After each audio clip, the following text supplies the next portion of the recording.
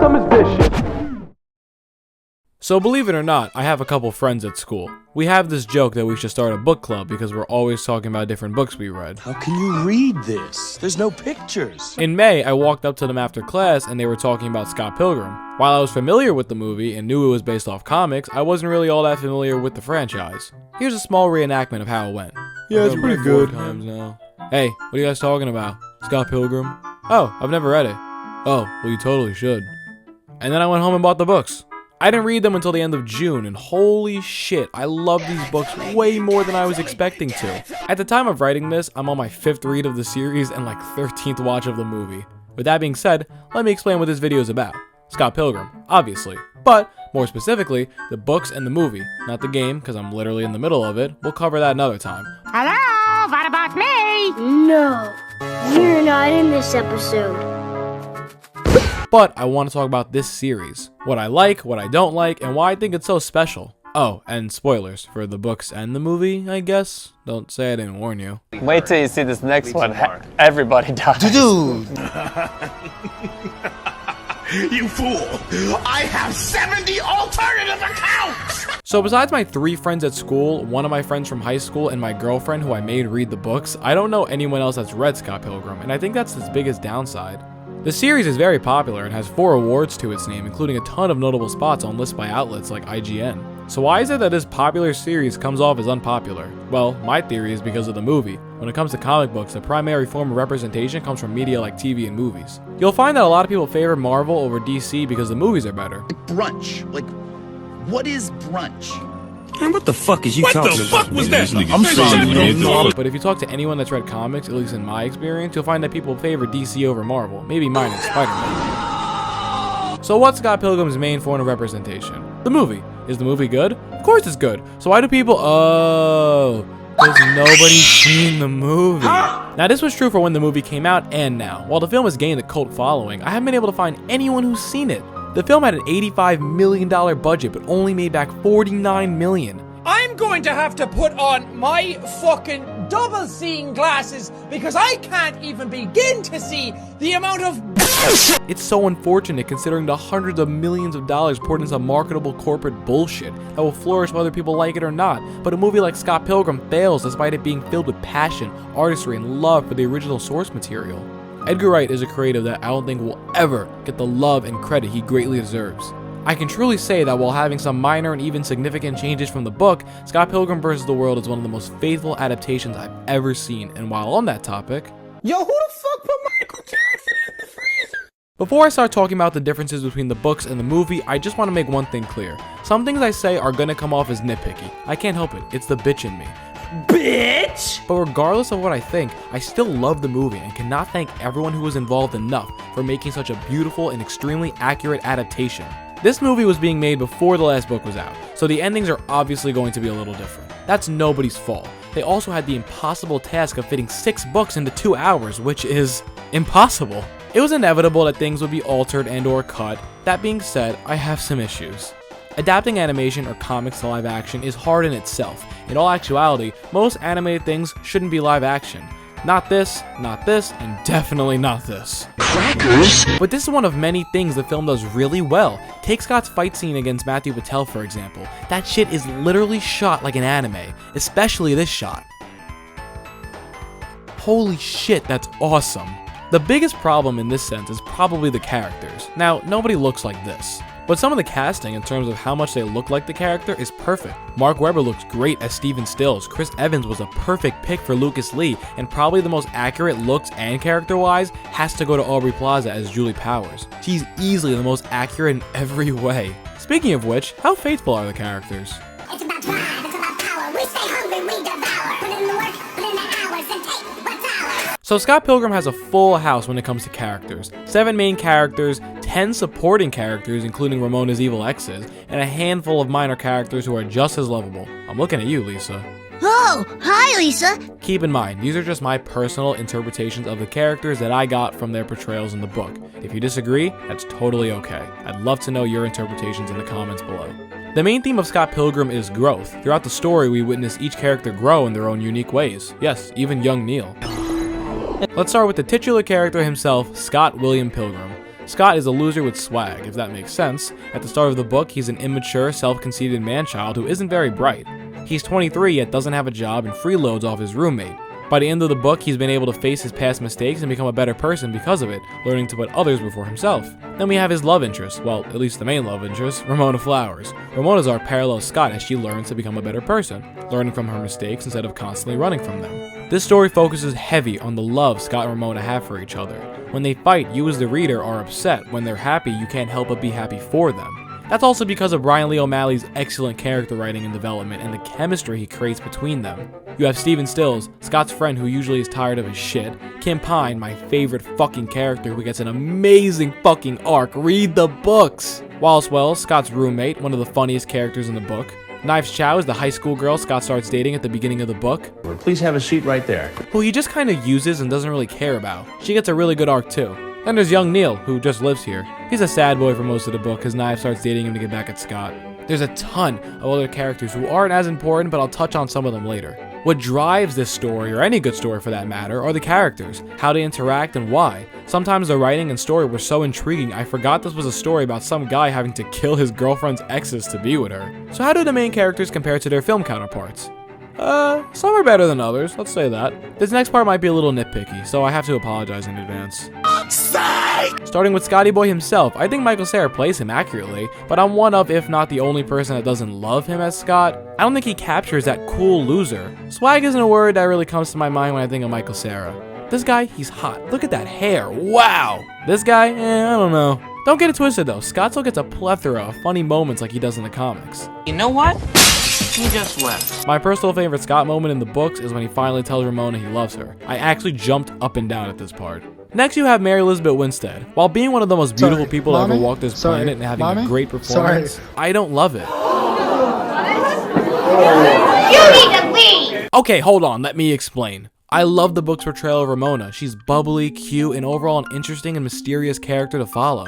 In the movie, she's a little grumpier and she comes off more standoffish. And while she has plenty of moments in the books where she is not happy, I feel like it's more of her character's defining personality trait in the film. Take Julie's first party in the book. Scott approaches Ramona, compliments her shoes, and then he asks her if he's dreaming. They have their back and forth and he leaves. In the movie, they get the same basic encounter with a conversation topic change, but the way Ramona reacts in these two scenes are really different from one another. In the book, she's as embarrassed as Scott, but in the movie, she's very much like, get the fuck away from me. And I think that sums up the biggest problem with her film counterpart. Scenes like Julie's beach party or her aunt's house were moments that I thought captured Ramona's dynamic with Scott really well. She gets a beautiful arc in the book as a mysterious stranger who runs from her problems to an independent thinker and an even more loving girlfriend with so much character development in the middle. I'll touch on more of that later. I've been talking about Ramona for way too long now. Shut the fuck up! Next is Wallace, played by Kieran Culkin, and he's probably the perfect example of plays the part great, but doesn't really look it all that much. Wallace in the books is like hot. Gay. Like, I think he's meant to be this good-looking, suave guy and the straight man to Scott. Pun not intended. Kieran Culkin, at least in this film, reminds me too much of his brother. Every time I see him, I think of fucking Home Alone, and I didn't even realize that he's actually in that movie until writing this script. Oh my god. Wallace is sick in the books though, and like Scott, gets his hilarious moments in the movie as well. Hey, what's up with his outfit? Now my favorite character, Kim Pine, played by Allison Pill. The movie could honestly never do Kim justice. There's just too much to her character, to learning her history with Scott, seeing where they are now, and then their reconciliation. Kim shines in the comics. In the movie, she's good.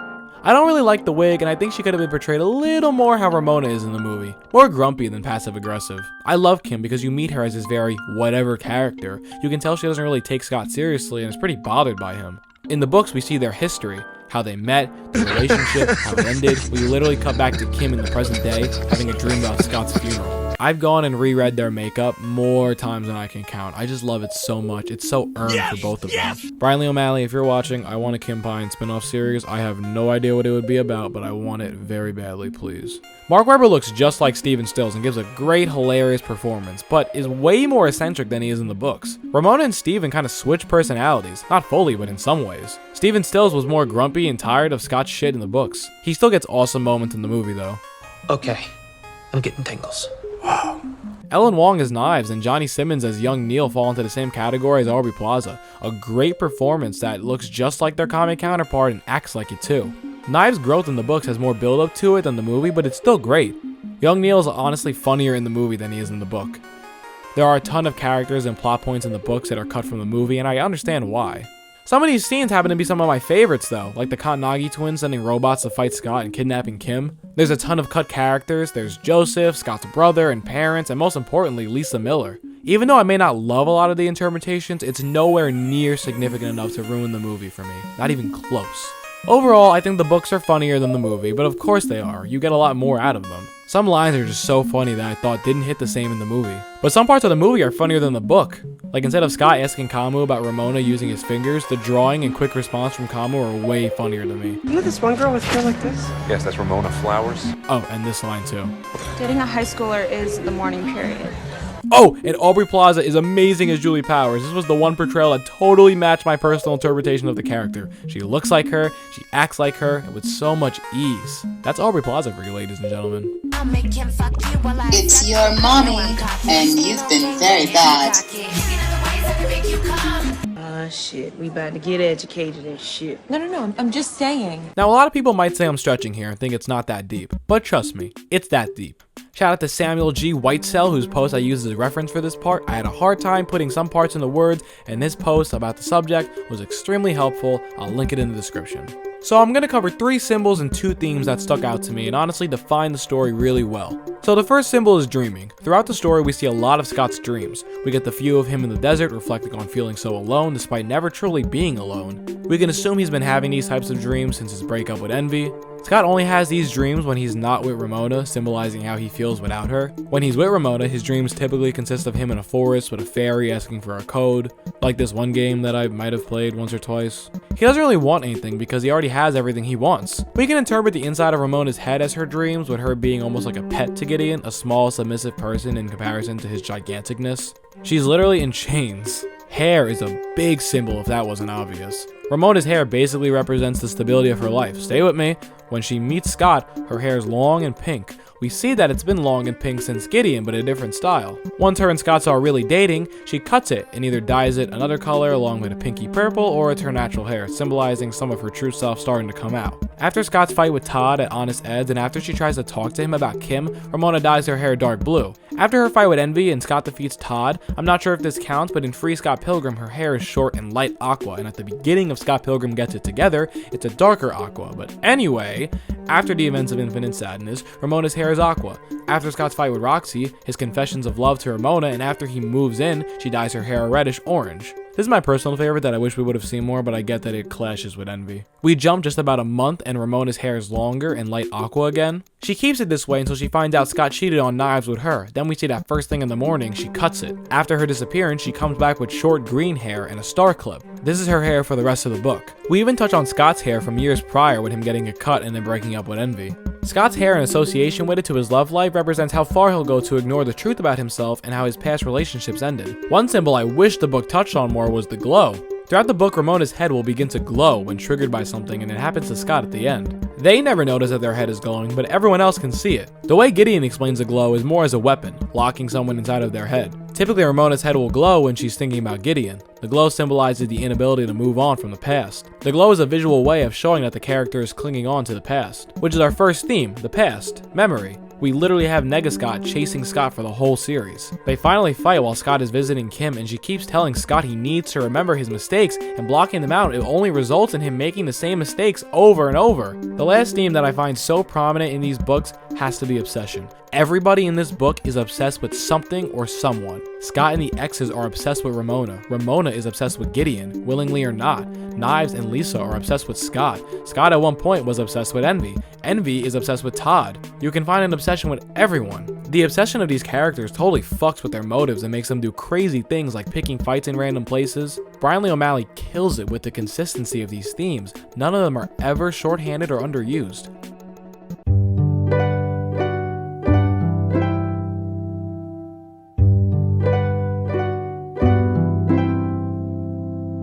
On the surface, Scott Pilgrim looks like a goofy story with weird characters and silly comic book antics, and it totally is.